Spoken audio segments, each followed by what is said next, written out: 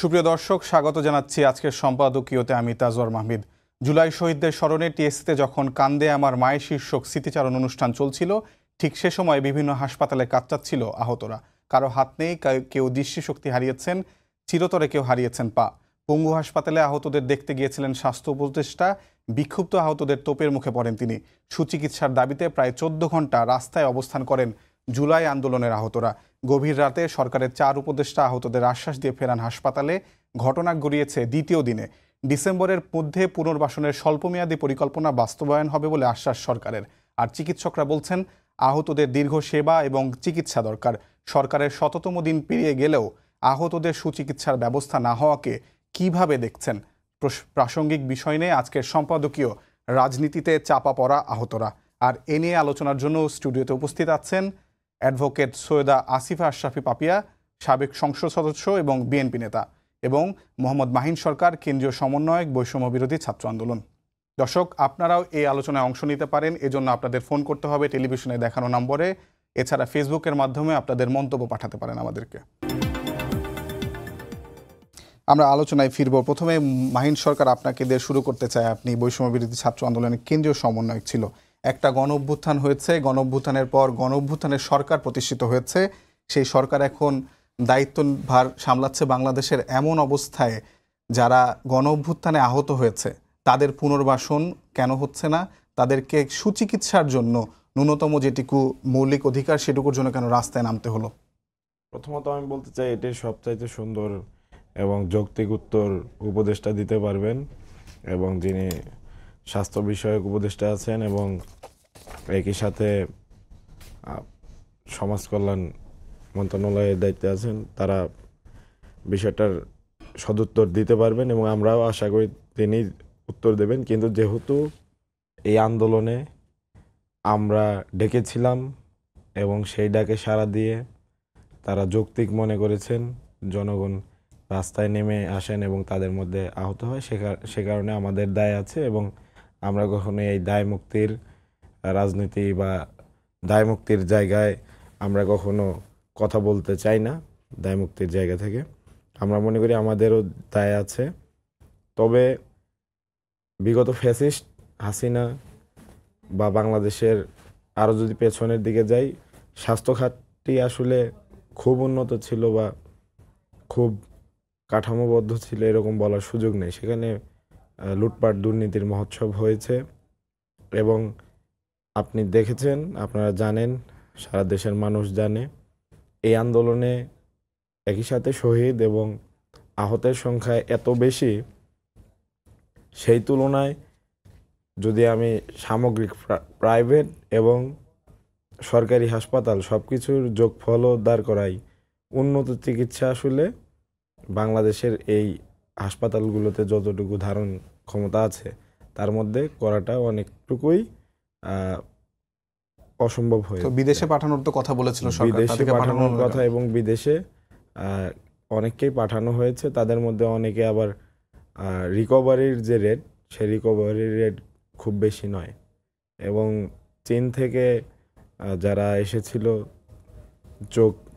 চক্ষু বিজ্ঞানের জন্য, আসলে চক্ষু বিজ্ঞান ইনস্টিটিউটে তারা চোখের ডাক্তার, এবং পর্যবেক্ষণ করে দেখেছে আসলে বাংলাদেশের যে চিকিৎসা দেওয়া হচ্ছে যথেষ্ট ভালো।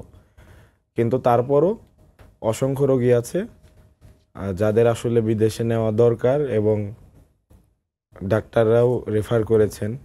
এখন সেটা সদুত্তর অবশ্যই স্বাস্থ্য উপদেষ্টা তিনি দেবেন, এবং আমরা প্রথম থেকেই বলে আসছি স্বাস্থ্য উপদেষ্টা তো নিশ্চয়ই দিবেন। তিনি তো তাকে তো প্রাথমিকভাবে অভিযুক্ত করা হচ্ছে, কিন্তু আপনি বলছেন যে আপনাদেরও দায় আছে, যেহেতু আপনারা ডেকেছিলেন তাদেরকে আন্দোলনে, আপনাদের ডাকে এসেছে। আমাদের পক্ষ থেকে সেক্ষেত্রে আমার যেটি প্রশ্ন সেটি হলো যে সমন্বয়কদের মধ্যে কি সমন্বয়হীনতা আছে এই চিকিৎসা বা পুনর্বাসনের ক্ষেত্রে? আমাদের ন্যূনতম সমন্বয়হীনতা নেই, এবং আমরা প্রত্যেক সমন্বয়কই দায়িত্ব করে রুটিন ওয়ার্কের মতো আমরা হাসপাতাল ভিজিট করি এবং বিভিন্ন ফাউন্ডেশন কিংবা ব্যক্তি উদ্যোগে যারা সহায়তা দিতে আগ্রহী তাদের সাথে কিন্তু আমরা আহতদের নিয়মিতই যোগাযোগ করিয়ে দিই। এখন প্রত্যেক জিনিস আমরা ফেসবুক পোস্ট বা প্রচারের উপর নির্ভরশীল। এখন যদি আমি বলি, আমি ব্যক্তিগতভাবে আমি নিজেও অসংখ্য ফাউন্ডেশন এবং ব্যক্তি উদ্যোগে যারা আহতদের সহায়তা করতে আগ্রহী আমি যোগাযোগ করিয়ে দিয়েছি, এবং তাদের কাছে অর্থ পৌঁছে দিয়েছি। এখন যদি বলা হয় যে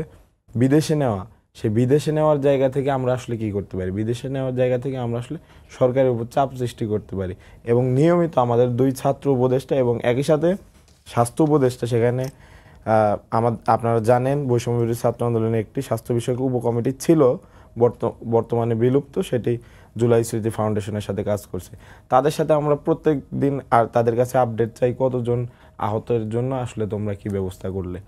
তো এখন অতি দ্রুত আমরা যেটি চাই সেটি হয়তো পাইনি, বা আহতরা সেই ক্ষোভ থেকেই হয়তো রাস্তায় নেমেছে, এবং আমরা মনে করি এখানে অবশ্যই ব্যর্থতা আছে এবং ব্যর্থতাকে রিকভারি যত দ্রুত করা সম্ভব।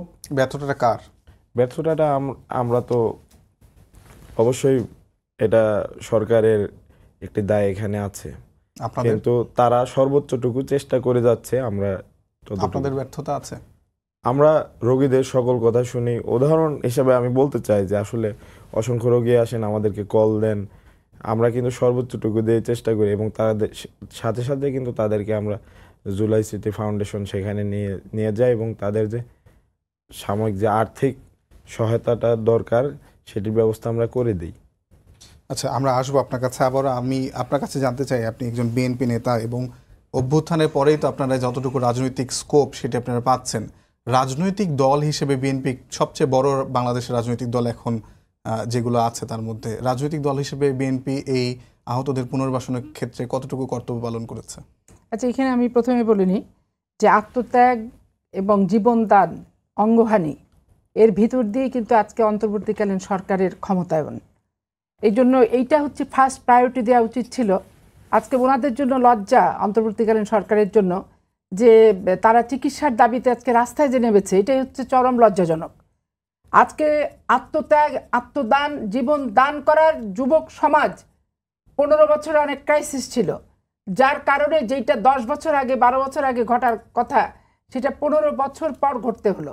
তাহলে এদের স্যাক্রিফাইস, এদের আত্মত্যাগ, এদের অঙ্গহানি পৃথিবীর ইতিহাস কখনোই অবমূল্যায়ন করবে না, এবং এদের মূল্যায়নের সর্বশীর্ষে এরাই কিন্তু থাকবে।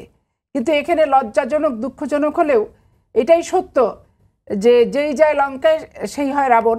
ক্ষমতায় যাওয়ার পর 23,000 যখন একটা পরিসংখ্যান পাওয়া গেছে যে 23,000 ব্যক্তি চিকিৎসা দরকার, তাহলে আইডেন্টিফাই করা গেছে 23,000-কে, করা গেলে তাহলে এগুলোকে ক্রাইটেরিয়ায় ভাগ করা দরকার যে কার চোখে ছড়রা গুলি পুলিশের লেগেছে, কার পা হাতে গ্যাংগ্রিন হয়েছে, অথবা কারুর লাঞ্চে কিংবা শরীরে ছড়রা বুলেটগুলো গেছে, যে কি পরিমাণ পরিস্থিতি উদ্ভব হয়েছে, কেমন ইনফেকশনটা হয়েছে। এইটা 5-7টা ভাগে ভাগ করে এই 23,000-কে বাংলাদেশি বলেন আর উন্নত বিশ্বেই বলেন, চিকিৎসা দেওয়াটা খুব দুরূহ কিন্তু কাজ না। আর চিকিৎসা বাংলাদেশেও যদি এরা চিকিৎসা না পেয়ে থাকে, এটা আরও দুর্ভাগ্যজনক। বাংলাদেশের চিকিৎসা নিয়ে আমার ব্যক্তিগত আপত্তি আছে।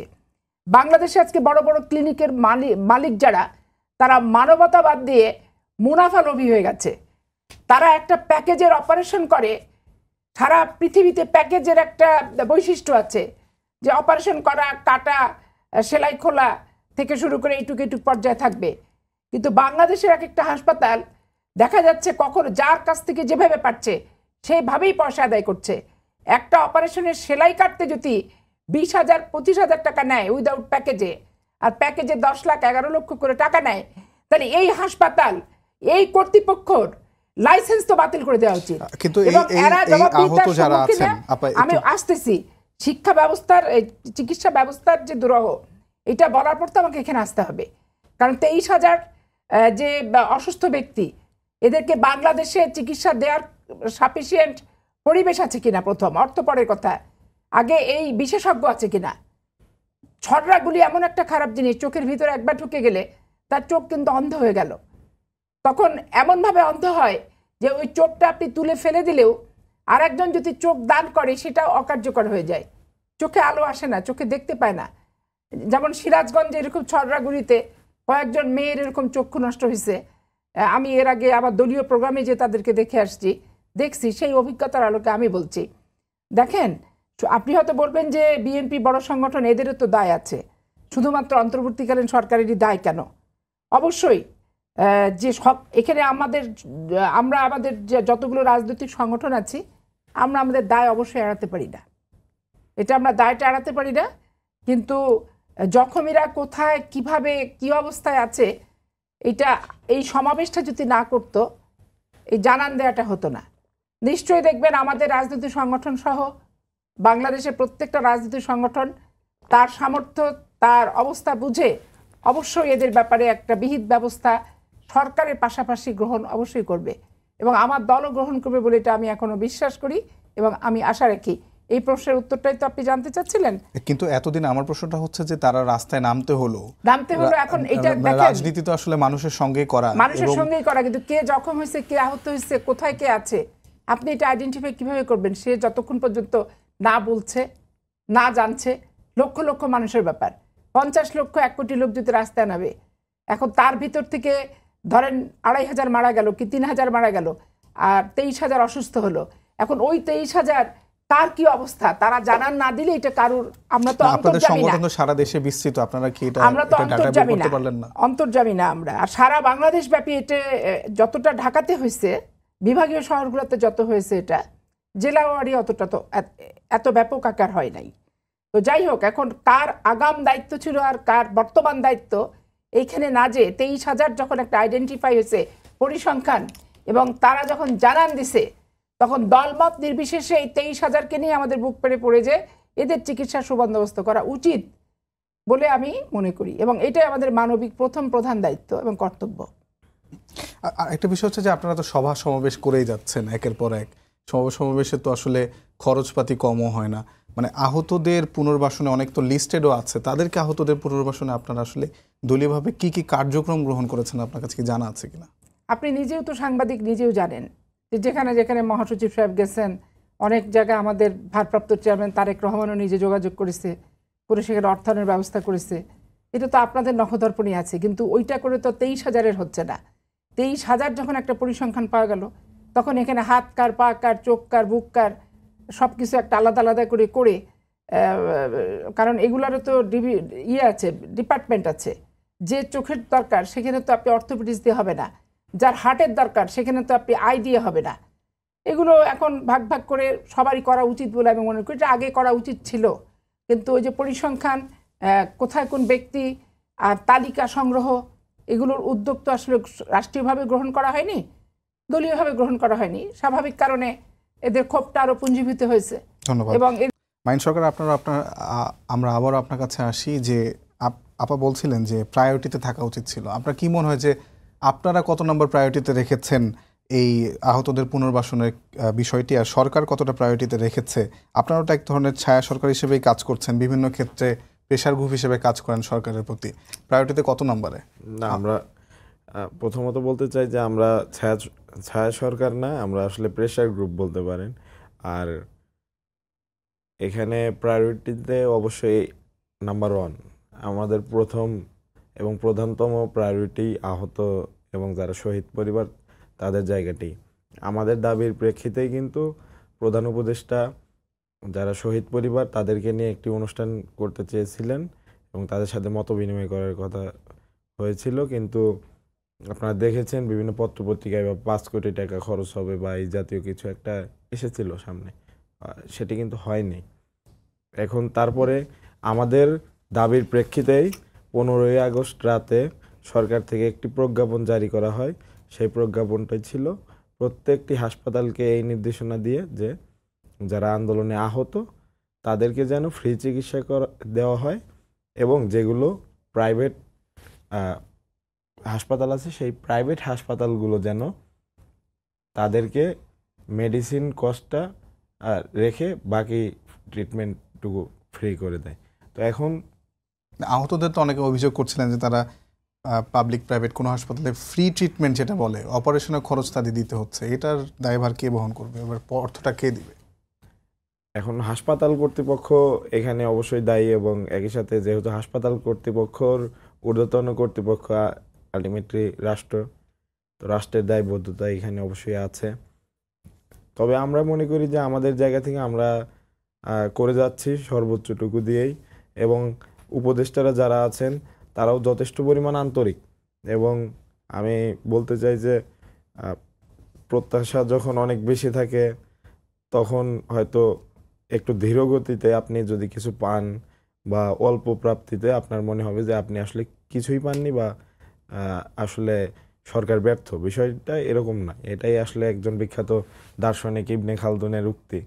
তো আমরাও বলতে চাই আসলে যত দ্রুত হওয়া উচিত ছিল তত দ্রুত হয়তো হয়নি, কিন্তু ছাত্রদের পক্ষ থেকে যতটুকু বলা দরকার করা দরকার সেটি ছাত্ররা নিয়মিত করে যাচ্ছে। আর এক্ষেত্রে যেটি 23,000 মানুষ আসলে আহত হয়েছেন, যাদেরকে জীবন্ত শহীদও বলেন অনেকে, অনেকে বলেন গাজী, কিন্তু এই 23,000 শহীদের পূর্ণাঙ্গ তালিকা কি আপনারা প্রস্তুত করতে সম্পন্ন হয়েছেন? জুলাই শহীদ স্মৃতি ফাউন্ডেশনের এখন পর্যন্ত যে কাজ, তাতে আপনারা মানে সন্তুষ্ট হওয়ার মতো কাজ কি তারা করতে পেরেছে? এই 23,000 এটি মূলত করেছে আমাদের বৈষম্য বিরোধী ছাত্র আন্দোলন এর স্বাস্থ্য বিষয়ক উপকমিটি, তারাই কিন্তু করেছে। তার মানে তারা কিন্তু কাজ করে যাচ্ছে। এখানে রাষ্ট্র এবং একই সাথে ছাত্ররা যারা বিভিন্ন জায়গায় ভলেন্টারি কাজ করছে তাদের মাধ্যমে তথ্যগুলো নেওয়া হয়েছে বা হচ্ছে এখনো। তো এই যে এত বড় একটি সংখ্যা, এদেরকে চিকিৎসা দেওয়া, আবার এর মধ্যে সরি টু সে অনেকে আছে যারা আন্দোলনে হয়তো আহত না, আন্দোলনে আহতের বাইরের আহত, তারাও আসছে। তো সব কিছু কিন্তু ভেরিফাই করা যথেষ্ট পরিমাণ আমাদের জন্য টাফ। তো সব কিছু মিলে আমরা চাচ্ছি যে যারা আসলে এই আন্দোলনে আহত হয়েছে, এটি কিন্তু একটি যুদ্ধের মতো বা যুদ্ধ ছিল, সেই যুদ্ধে যারা আহত হয়েছে তারা যেন পরিপূর্ণ মর্যাদা পায়। আপনারা দেখেছেন আমরা যখন 9 দফা দিয়েছিলাম ফ্যাসিস্ট হাসিনার কাছে, সেখানে কিন্তু যারা শহীদ এবং আহতদেরকে পুনর্বাসন করতে হবে, শহীদের পরিবারকে সম্পূর্ণভাবে স্পষ্ট। আপনার কাছে প্রশ্ন হচ্ছে যে আজকে বিএনপির একজন স্থায়ী কমিটির সদস্য সালাউদ্দিন আহমেদ তিনি বলেছেন যে বিএনপি যদি ক্ষমতায় আসে তাহলে আহত এবং শহীদ পরিবারকে পুনর্বাসন করবে, এবং আজকে 5 লাখ টাকাও তিনি পঙ্গু হাসপাতালে দিয়েছেন। মানে ক্ষমতায় না আসা পর্যন্ত কি আপনারা এই কাজটা করবেন না এমন কিছু? পুনর্বাসন মানে তো চাকরি বাকরি, আর চিকিৎসা হচ্ছে ভিন্ন জিনিস। তো ক্ষমতা না আসলে পুনর্বাসন চাকরি বাকরি করা তো সম্ভব দেওয়া কি সম্ভব না। এটা সরকার যারা আছে তারাই করতে পারবে। আর চিকিৎসার ব্যাপারে সাহায্য সহযোগিতা যেটা, সেটা করা সম্ভব। তো সেটা তো 5 লাখ টাকা পঙ্গু হাসপাতালে হয়তো আজকে দিচ্ছে, তারপরের দিন যদি দেখা যায় যে চক্ষু হাসপাতালে বেশি ভর্তি হচ্ছে হয়তো সেখানেও খানিক দিবে, তারপরে যদি দেখা যায় যে অর্থোপেডিক্সে কিছু যাচ্ছে সেখানেও খানিক দেবে।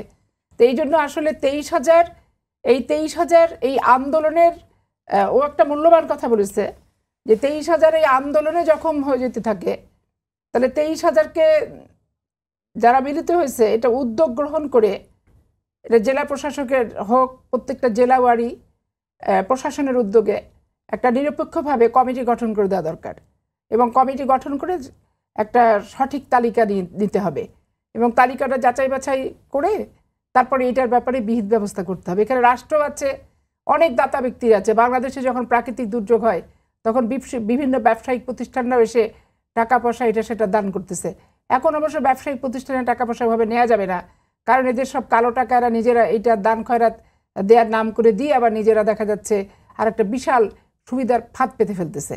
এই জন্য তাদের কাছে না, কিন্তু রাজনৈতিক সংগঠনগুলো এবং বর্তমান সরকার এই 23,000 ব্যক্তি যথার্থভাবে যারা তালিকাটা সঠিক যদি হয়, 23,000-এর মধ্যে সঠিক কারা কারা, যেগুলো বাংলাদেশে ট্রিটমেন্ট হবে বাংলাদেশে হবে না, থাইল্যান্ড আছে, চোখের চিকিৎসা শ্রীলঙ্কাতে খুব ভালো হয়, অনেক জায়গা আছে, আমাদের দেশ থেকে যায় অনেক মানুষই সেখানে। তো সেগুলো করতে হবে, এটা কোনো ব্যাপার না, কিন্তু 23,000টা সঠিকভাবে নিরূপণ করতে হবে, এবং এটাকে নিরূপণ করার জন্য জেলাওয়ারি প্রশাসনের দায়িত্বে কমিটি গঠন করে দিতে হবে, এবং তাদেরকে সময় বেঁধে দিতে হবে যে আপনারা যারা সত্যিকার অর্থে এই আন্দোলনে আহত হয়েছেন আপনারা 7 দিনের ভিতরে যোগাযোগ করবেন, নিজের তালিকা, পরিচয়পত্র, বাবা মার আইডি কার্ড, পরিপূর্ণ ঠিকানা সহ আপনারা প্রদান করবেন। প্রদান করার পর সেখানে সিদ্ধান্ত গ্রহণ হবে। সরকার তো একা কিছু না, সরকার একাই যে সব পারবে তা না, চাকরি বাকরি দেওয়ার মালিক সরকার, কিন্তু অর্থনৈতিকভাবে সাহায্য সরকার সহ সকল রাজনৈতিক সংগঠন ব্যক্তিবর্গরা করবে। করার ক্ষেত্রে কারোর আন্তরিকতার অভাব নাই, কেউ বলবে না যে আমি করব না। বিএনপি মহাসচিব বলেছেন যে 422 জন বিএনপির কর্মী শহীদ হয়েছেন, আহতদের মধ্যে আপনাদের দলে কেউ নাই? আহতদের ভিতরে দলের মধ্যে নিশ্চয়ই আছে, তবে আমাদের প্রথম, দ্বিতীয়, তৃতীয় শ্রেণীরগুলো তো আমাদের ফিল্ডে যাওয়ার একটু নিষেধাজ্ঞায় ছিল, কারণ আমরা গেলে আবার ওই বিএনপি জামাত বলে চালাই দেবে। এটা যে সাধারণ সকল মানুষের সমন্বয়ে একটা বহিঃপ্রকাশ, বিস্ফোরণ, এটা তো আমাদের মতো ফেস পরিচিত বিএনপি করা মানুষরা সামনের সারিতে থাকলে আজকে এদের মতো ছেলেদের যে আত্মত্যাগ, তখন আমরাই দেখা যাচ্ছে আমাদেরকে নিয়ে একটা কথা বলে দিল। এদের আত্মত্যাগটা কিন্তু লাইমলাইটে আসা থেকে তখন সরকারি পরিকল্পনা করে পিছিয়ে দিত। ঠিক আছে, তো স্বাভাবিক কারণে আহত হবে না কেন, কতজন আহত হয়েছে। এখন আমরা তো এইভাবে মিছিল করে মিটিং করে এগুলো আমরা লোকালি নিজেরা নিজেদের মতো ম্যানেজ করেছি, মেনটেন করেছি, করে সেগুলো ব্যবস্থা গ্রহণ করেছি যার যার মতো। আজকে মিছিল হয়েছে ঢাকা শহরে, আলটিমেটাম দিচ্ছে এই জন্য আপনি আলোচনায় জাতীয়ভাবে নিয়ে আসছেন, টকশো কিংবা আগামীকালের পত্রপত্রিকা থাকবে। কিন্তু লোকালি 5টা ছেলে যখন আমার জেলাতে আহত হয়েছে, আমি কি ছেলে ওগুলোকে ফেলে রেখে ঘরে বসে থাকতে পারবো? আমরা লোকালি নিজেরা নিজের দায়িত্ব পালন করেছি। তো সেই জন্য আমি বলতেছি যে প্রকৃত যেটা হয়ে গেছে হয়ে গেছে, যেটা হয়নি সেটা সঠিক তালিকা করে বিহিত ব্যবস্থা অচিরেই করে ফেলা দরকার, তাহলে সমস্যার সমাধানটা হয়ে গেল। আপনারা হচ্ছে যে প্রশ্নটি আমাদের মানে আজকে আমাদের প্রতিপাদ্য বিষয় আলোচনা, যে আপনারা শেখ মুজিবের ছবি যখন সরিয়ে ফেলার সেটি নিয়ে বলেন, দ্রব্যমূল্যের দাম নিয়ে বলেন, বিশেষ করে বলেন নির্বাচন নিয়ে, সরকারের কাছে আসলে কয়বার আহতদের পুনর্বাসনের জন্য আপনার দাবি তুলেছেন? আহতরা যে আহত জানান দিছে কতদিন ধরে, এটা তো বুঝতে হবে যে আমি আহত, এটাও তো আসতে হবে প্রকাশ্যে। আহত তো 23,000 সংখ্যা বিভিন্ন গণমাধ্যমে। হাসপাতালে আমরা পত্রপত্রিকা দেখছি, সরকার যাচ্ছে, চিকিৎসা ফ্রি করে দিচ্ছে, অপারেশন হচ্ছে, সাহায্য করছে। এগুলো তো আমরা প্রতিনিয়ত সপ্তাহে 2-4 দিন করে দেখি আমরা পত্রপত্রিকার ভিত্তিতে। 23,000 যে আহত, এই 23,000 নাহলে আজকে আত্মপ্রকাশ করে একত্রিত হয়ে বললো, এটা যাচাই বাছাই করতে হবে, করে টোরে যার যেটুক দরকার চিকিৎসার তাদের সেই চিকিৎসা সেবা দিতে হবে। কিন্তু আমি তো আর আলাদিনের প্রদীপ আমার হাতে নাই যে আমি অলৌকিকভাবে 23,000-এর তালিকা করে ফেলতে পারবো। 23,000-এর নাম ধাম মুখস্থ আমার কি আমি জানি, এটা কারোর পক্ষে সম্ভব না। কারণ এখানে আন্দোলন ডেকেছে, নেতৃত্ব দিয়েছে যেমন এরা, স্বপ্নদিত হয়ে লক্ষ লক্ষ কোটি কোটি মানুষদের পিছনে চলে আসছে ঘর থেকে বেরোয়, যেগুলোকে এরাও চেনে না, ওরাও এদেরকে চেনে না। কিন্তু ডাক আন্দোলন তো এরকম একটা বিষয় যে এদের যে দাবি ছিল, যে ঘোষণাটা ছিল, তার সাথে ঐক্যমত পোষণ করছে, করে নিজের যান জীবন উৎসর্গ করে নেমে গেছে মাঠে। এইটা নিজেরা নিজেদের থেকে প্রকাশ না করলে আপনি তো বলতে পারবেন না। ধন্যবাদ মাইন সরকার, আপনার কাছে আবার ফিরবো আলোচনায়। এই একটি প্রশ্ন হচ্ছে যে শহীদদের পরিবারের যে অর্থ দান, সেটাকে আপনি যথাযথ মনে করেন কিনা? এই যে 5 লাখ টাকা, আহতদের 1 লাখ টাকা, কারণ অনেকেই আসলে এমন হয়েছে যে তার ঘর বাড়ি জমি জমা বিক্রি করতে হয়েছে, এবং আমি ব্যক্তিগতভাবে দেখেছি যে অনেকে ঢাকা ছাড়া হয়েছেন আহত হয়ে চিকিৎসার খরচ মেটাতে। আর অন্তর্বর্তীকালীন সরকারের এই যে 3 মাস পার করেছে, 100 দিন পার করেছে, আপনি কি সন্তুষ্ট অন্তর্বর্তীকালীন সরকারের কাজে?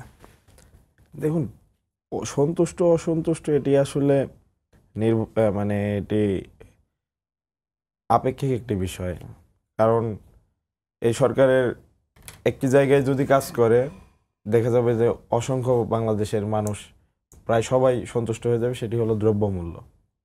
দ্রব্যমূল্য নিয়ে কাজ করলে এই সরকারের সব কাজে অধিকাংশ মানুষই এখন বলবে যে আমরা সন্তুষ্ট।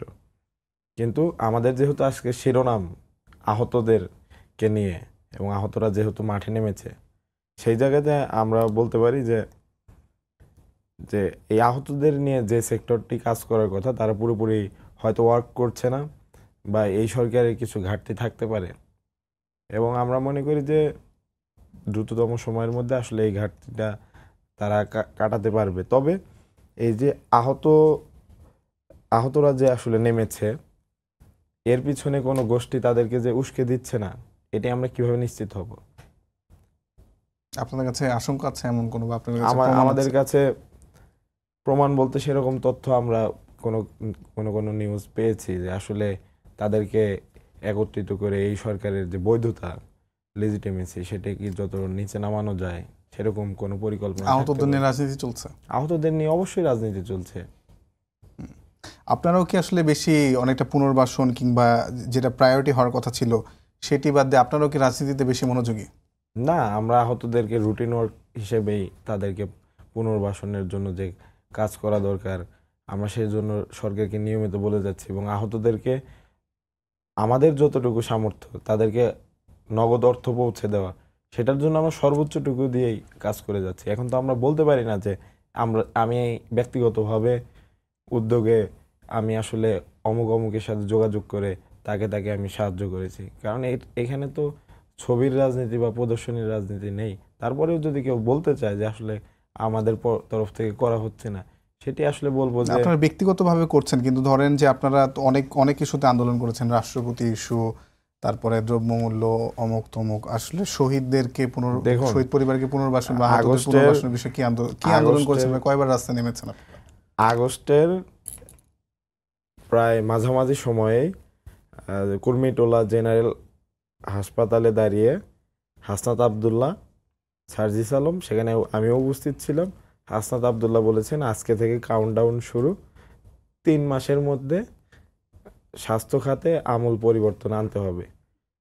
তারা আমাদের পক্ষ থেকে, বৈষম্যবিরোধী ছাত্র আন্দোলনের পক্ষ থেকে কিন্তু সরকারকে 3 মাসের কাউন্টডাউন দেওয়া হয়েছে এবং 3 মাস প্রায় ধরা চলে এখন শেষ। অগ্রগতি কিন্তু অগ্রগতির জায়গায় অগ্রগতি অবশ্যই কিছু হয়েছে, কিন্তু সেই জায়গা থেকে আমরা বলবো যে পুরোপুরি আমাদের সন্তোষজনক ফলাফল আসেনি। এখন মনে করেন আজকের যে আহত, যিনি আজকে শহীদ হলেন, শহীদ আবদুল্লাহ, সেই শহীদ আবদুল্লাহ কিন্তু ট্রিটমেন্ট নিয়ে সন্তোষজনক ট্রিটমেন্ট নিয়ে বাসায় গিয়েছিল এবং তারপর তার কিন্তু ইনফেকশন হয় এবং শহীদ পরবর্তীতে হন আজকে। আজকে তিনি শাহাদাত বরণ করেন। ধন্যবাদ। ফিরবো। আমি শুনছিলাম যে আসলে সন্তোষজনক অনেক কিছু, আবার অনেক কিছু না। আপনারা কতটুকু সন্তুষ্ট আসলে অন্তর্বর্তী এখানে হচ্ছে সরকারের কি, কাছে? আপনি একটা প্রশ্নই বারবার ঘুরে ফিরে করছেন। এখানে আমার স্পষ্ট হচ্ছে যে স্বৈরাচার বিরুদ্ধে আন্দোলন যখন হয়েছিল এরশাদের 81 থেকে শুরু করে 90-এর গণ অভ্যুত্থান পর্যন্ত, দেখেন আজকে ডাক্তার মিলন দিবস হিসেবে পালন করছি, নূর হোসেন দিবস হিসেবে পালন করছি, জেহাদ আমরা দিবস হিসেবে পালন করছি। বাড়ির বউ বাচ্চা খেয়ে বেঁচে আছে, বাবা মা খেয়ে বেঁচে আছে না মারা গেছে, এদিকে কিন্তু আমরা কেউ সার্বক্ষণিকভাবে কোনো রাজনৈতিক সংগঠন প্রতিনিয়ত কিন্তু খবর কিংবা যোগাযোগ কিন্তু রাখছি না, তাই না? তো আন্দোলনের কিছু হয় কি, কিছু বাস্তবতা থাকে, আবার কিছু সীমাবদ্ধতাও থাকে। আপনি তড়িৎ এই যে আওয়ামী লীগের যে টাকা ইনকাম করছে বৈধ অবৈধভাবে, ওদের প্রত্যেক সেক্টরের হাতে সে টাকা পয়সা আছে, তৃণমূলের হাতে পর্যন্ত টাকা পয়সা আছে, এবং পার্শ্ববর্তী রাষ্ট্র থেকে শেখ হাসিনা যাদের ইন্ধন আছে, প্রশাসনিকভাবে ওদের যে সেট আপ, এই রেপগুলো সবাই তো বাংলাদেশ ছেড়ে চলে যায় নাই, ওএসডি হয়ে আছে, কেউ জয়েন করে নাই, কিন্তু একটা টেবিল একটা চেয়ার কিন্তু তাদের আছে। তারা কি বসে আছে?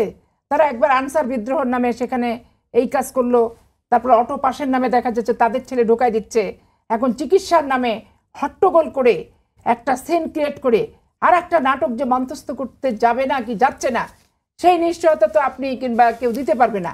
এই জন্য সব কিছু যাচাই বাছাইয়ের ব্যাপার আছে। এবং বাংলাদেশ, হাসিনা ইন্ডিয়াতে গেছে, আওয়ামী লীগরা আত্মগোপনে গেছে, কিন্তু তাদের তৎপরতা ব্যাপক হারে বেড়ে গেছে। তাদের তৎপরতা এখন পর্যন্ত কোনোটাই থামেনি কিন্তু, এবং তাদের তৎপরতাটাই হচ্ছে রাষ্ট্রবিরোধী, এবং তাদের তৎপরতাটাই হচ্ছে এই সরকারের ভাবমূর্তিকে নস্যাৎ করার তৎপরতা।